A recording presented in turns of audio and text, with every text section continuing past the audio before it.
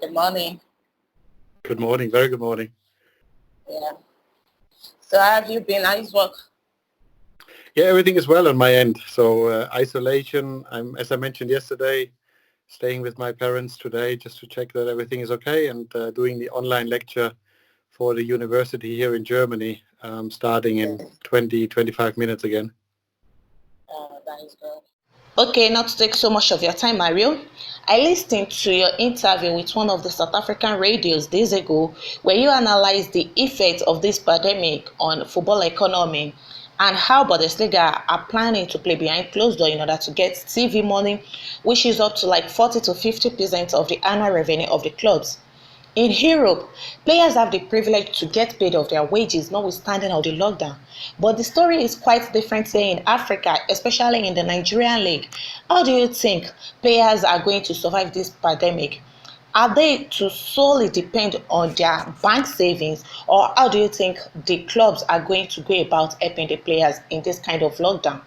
Crisis, and obviously you're right to say that the European players are protected by their unions, by their contracts, by the TV commercialization. But you see now, obviously, with the lockdown being 10 days, also the clubs do struggle to survive. So they're asking the players to reduce their wages, to agree to a reduction, so the club can survive.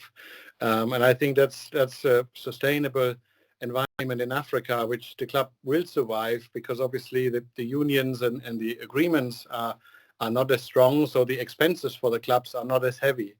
And obviously the players, they obviously are a little bit endangered at the moment, that obviously initially it will be their savings, but usually a player gathering wages from the playing, they have also a different lifestyle.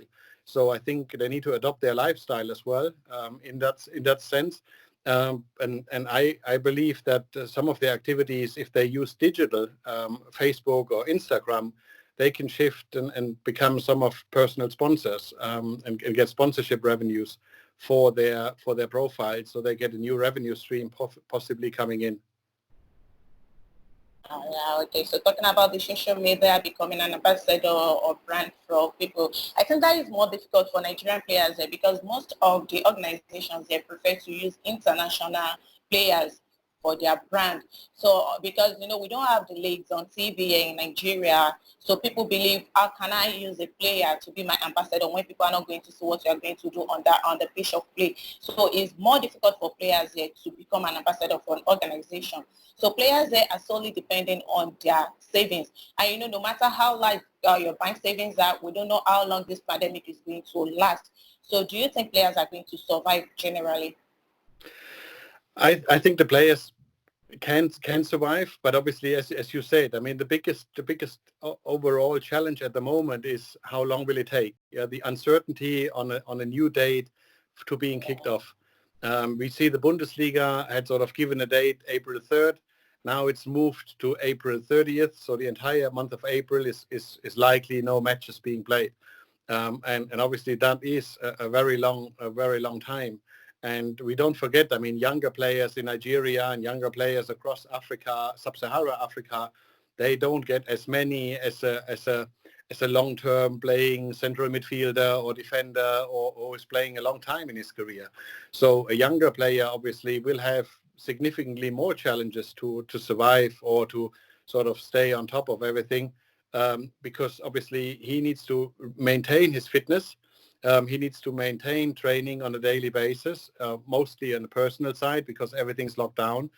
And also he needs to see where he can get a revenue stream. So it is challenging for the entire industry. And there Africa is not alone, or Nigeria is not alone. It's happening in Southeast Asia. It's happening in parts of South America where obviously the general savings is not there. I think that the Football Federation and also the football leagues can step in, securing some of the players, because obviously the Football Federation is taking care of grassroots, is taking care of amateur sports, and the football leagues obviously are taking care of the professional teams, the first and second divisions usually.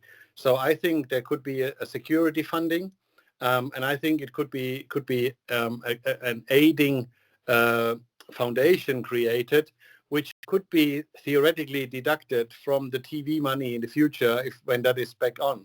But I'm certain the credibility of the Super Eagles, or the Nigerian Football Association, or the Nigerian Football Federation, and the Nigerian Professional Football League, they will have the credibility to gain credits from banks to save funding. And also don't forget, obviously, big sponsors, league sponsors and everything, they could donate to a foundation for the players who come into struggles and come into a personal crisis. Okay, thanks for sharing your idea with us. I hope this will be useful for the Federation. Yeah, I hope so too. I mean, I'm as I mentioned to you earlier, I'm a solution-driven guy.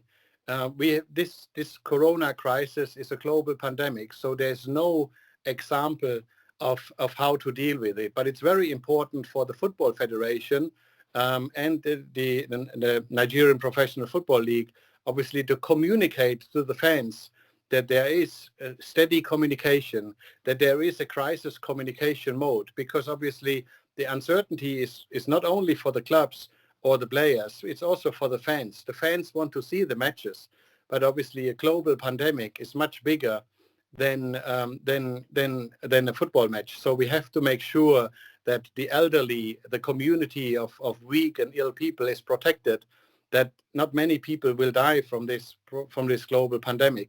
So we have to be creative in finding solutions. And I think one solution, as I mentioned, could be to set up a foundation where the struggling players can benefit on it. And obviously it can be deducted from future payments. So there's no, let's say, scrutiny of the foundation, and the environment is really protected. Okay, thank you. So one last question. The players on their home part, how do you think they can get a sponsorship deal? You know, unlike Europe now, a player can have like 3 sponsors. Someone keeping them, someone another brand will be the one to cater for their ads and all that. But here in Africa, everything depends only on the club, and the club actually get sponsors as well. So there is not enough money coming into the league to actually sponsor the players. So on the part of the players, how do you think a player can brand himself to actually become an ambassador to an organization and earn extra income? Yeah, no, obviously, what I mentioned earlier, the players can also focus, obviously, creating social profiles to be visible, because also it creates a window of opportunity for smaller sponsors, because obviously the clubs, especially the professional clubs, they keep a very high level of sponsorships so they can maintain their business. And maybe a professional football player gets local, smaller organizations, maybe even a grocery store or somebody, a fabric of something. They could be virtually sponsoring or social media sponsorship, some of the formats, and then it creates social responsibilities, because you see the lockdown is also the school lockdown, a university lockdowns. So the football players could create now a program to exercise for the younger audience. And that's why I'm in social media, obviously, always trying to identify windows of opportunities where now you can be very creative. Now you can become a role model for your future, because in moments of crisis, the real character is shown. And I think the football family will stand together to overcome it and come out stronger, even though the situation now is uncertain and is in a deep crisis. Thank you, Mario. I hope you do answer our call next time. Thank you so much. It's a great pleasure. Thank you so much more for the